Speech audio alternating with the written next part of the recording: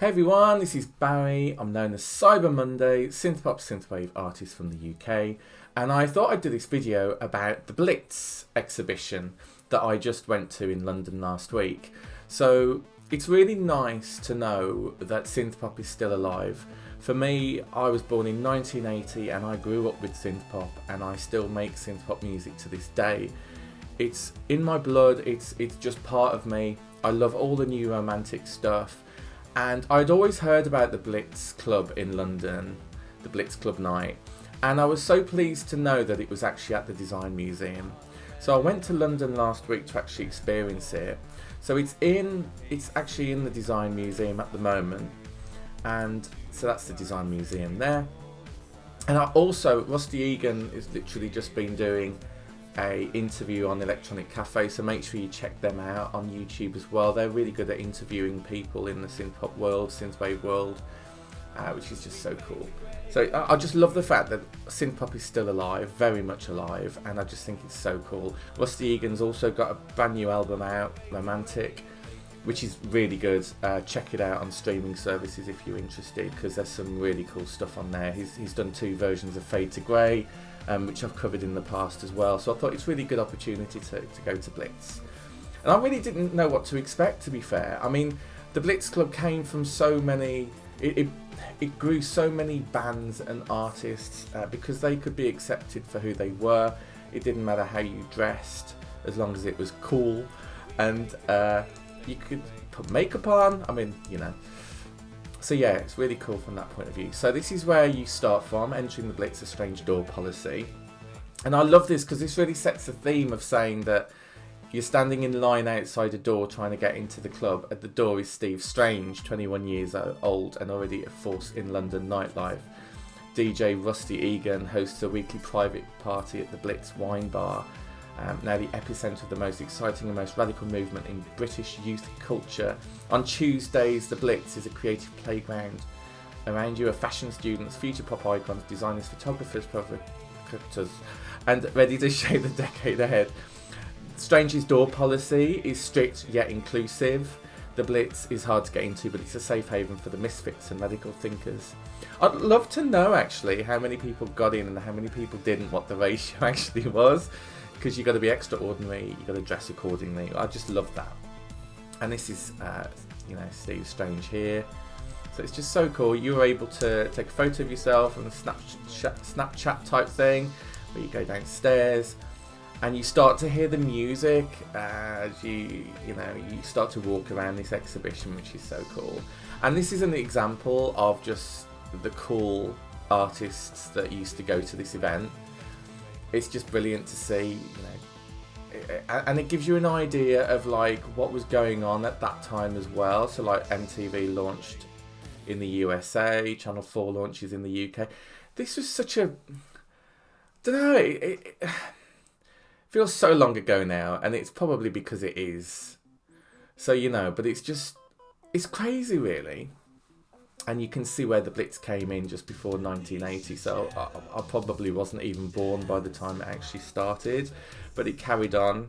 It was about 1.5 years, I think. I'm no expert. This really got to me because this is basically explaining that back in the mid-70s, London was not the same not the same place as what it is now.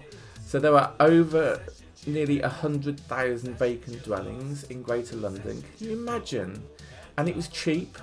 So if you're, a young student person or inspired by London, it was very affordable to go and have a bed sit there or whatever. You got some examples here. That really hit home for me because you now look at London and see how bloody crisp or clean it is, and all of the culture seems to be zapped out of it, and it's just all of this. Mark Almond talks about it a lot, doesn't he? Just like it's not what it was. You go to Soho now and it's just not the same, So knowing what it was like back then, it's the complete opposite, because like it's so hard to be able to afford, particularly if you're younger. There's no way of really affording to be in London unless you're paying an extortionate amount in rent. So yeah, I thought that was really interesting to hit home. I really like this picture because this is obviously London Underground, and I just love it. It's iconic. There's something beautiful about the Victorian period in the London Underground, and just seeing certain aspects of it I just absolutely love, like the pillar there, the arch. I just love it, absolutely love that photo. And you know how they must have felt that obviously it would have been a bit more tricky to dress up as a solo person and have to go on the underground to get to the club. So being able to go as a group was far more safer, I imagine, back then. This is a magazine of St Martin's School, 50p, and it just shows you the kind of top of the range graphics that were pursued back then. I mean, this is probably on like a BBC microcomputer, I think, in that kind of style. And you got some of the old films here from the photos, which are negatives, I should probably say. And these are really cool, excuse me, because it gives an insight into the night, you know, what it was like, the kind of characters that were there. I would have loved to have been there, you know.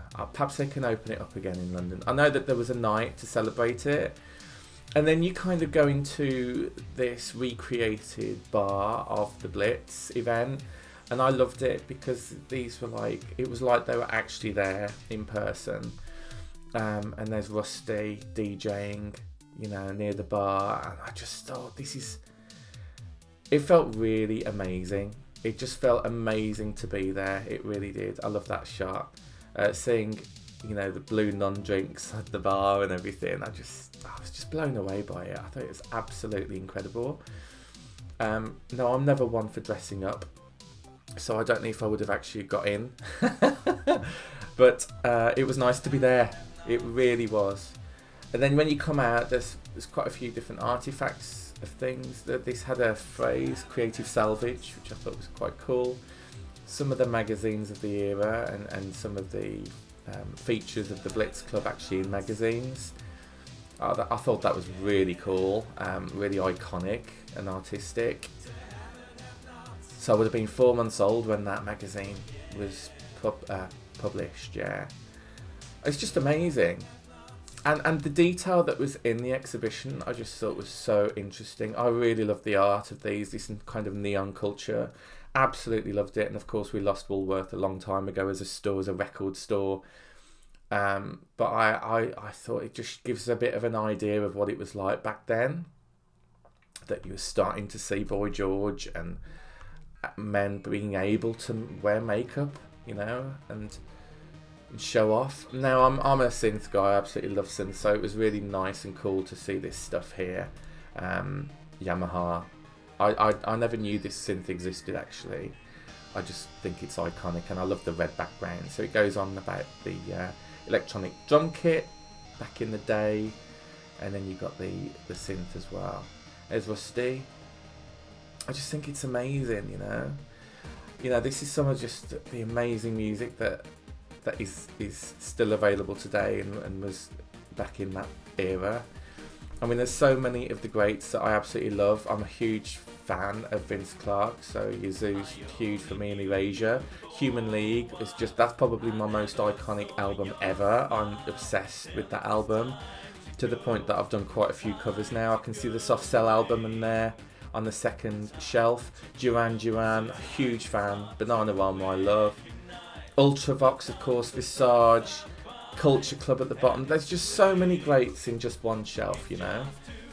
And this is just an example of what London's like today, you know. This used to be the Regent Palace Hotel where I used to stay back in, 2007 maybe?